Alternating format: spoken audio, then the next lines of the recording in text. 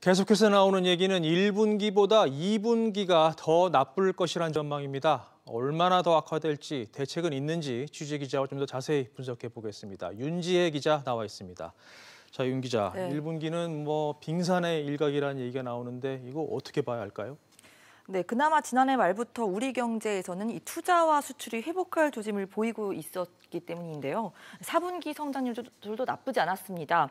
1.3%로 반등을 한 상황이었는데 이 같은 상황이 바뀔 수 있다는 겁니다. 네. 홍남기 경제부총리 겸 기획재정부 장관은 오늘 관계장관 회의에서 잠시 이어졌던 회복세가 올해 1분기 성장세 둔화를 완충해준 측면이 있었다. 이렇게 밝혔습니다. 직접 들어보시겠습니다.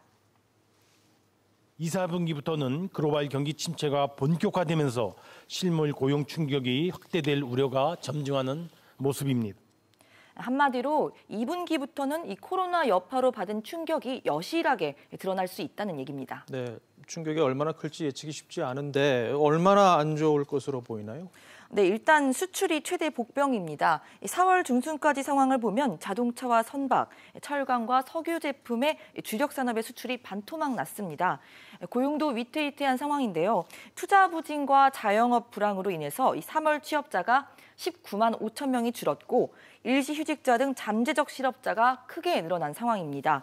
정부의 경기 인식이 돌아서게 된 결정적인 배경이라고 볼 수 있는데요.